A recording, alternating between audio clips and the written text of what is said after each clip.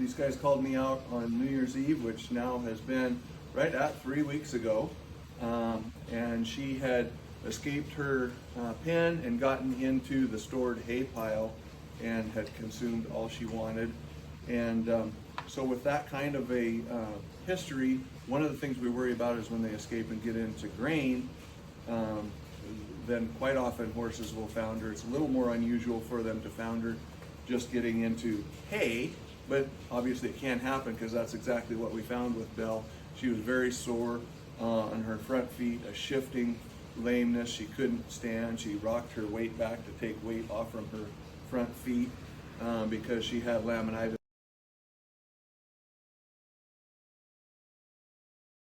And what laminitis is the inflammation of the lamina, which the lamina are what holds this little bone, which is P3 or the coffin bone. This is what suspends the lamina, are these little areas in between that suspend this coffin bone within the hoof capsule itself. And so all of the weight of the horse is transferred down the bones of the leg, and it has to all be suspended by this little bone's attachment to the hoof.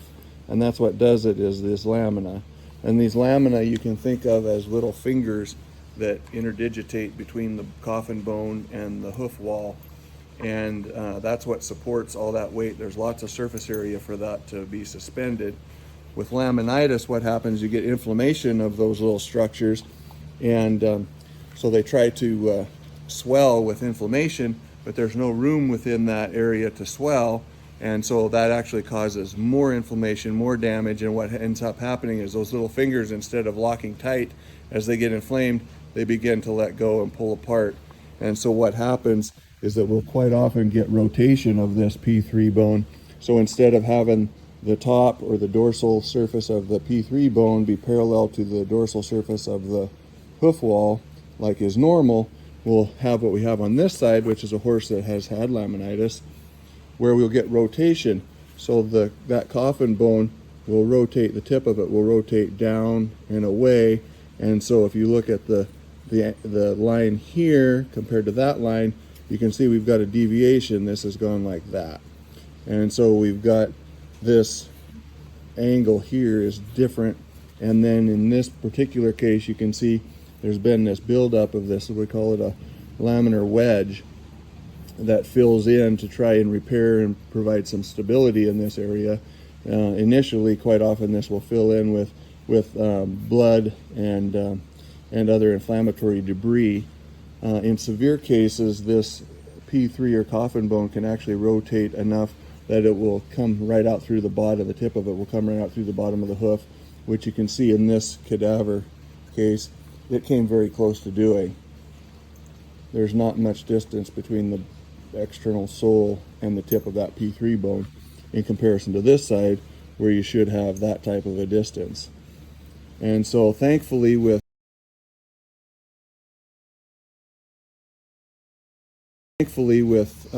Belle, we saw that she did have some rotation of that P3 bone. We've got her stabilized through our initial treatments, and at this point she's much more comfortable standing on her feet. She does have some rotation of that coffin bone, but she still thankfully does have a decent amount of sole depth.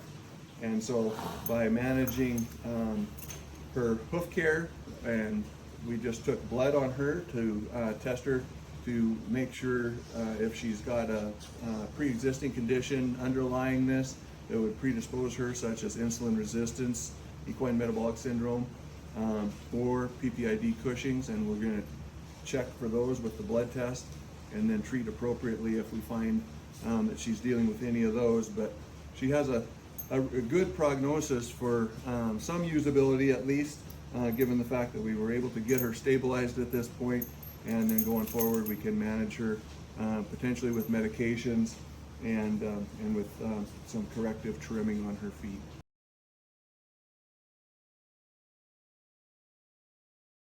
So I have one more question. The blood work you did on her, when that needs to be done at a specific time of year and a specific time of day. So it can be done year round. It's easier to interpret it during certain times of the year. There's normally higher levels during kind of the fall time, and so we tend to encourage folks to wait until after the first of the year to for us to do that. For us to do that blood draw to test for Cushing's or PPID, because their normal ACTH levels are lower, and so the interpretation of it is just easier. We end up with less equivocal results. And then additionally, when we test for do a combined PPID and insulin test, looking for insulin resistance or equine metabolic syndrome, that needs to be done approximately 2 to 4 hours after the horse has had its morning hay feeding only. You don't want them to have any access to grass or grain or any type of carbohydrate. So strictly a hay feeding, and then you do like a 2 to 4 hour after that feeding is when you want to pull that blood sample. Okay, thanks. Foot is the more severe of the two. You can see that the angle of the dorsal hoof wall to the ground plane is 45 degrees, and after the rotation of the P3 or coffin bone, that is 60 degrees. So you've got about 15, a little over 15 and a half degrees of rotation has occurred due to that laminitis.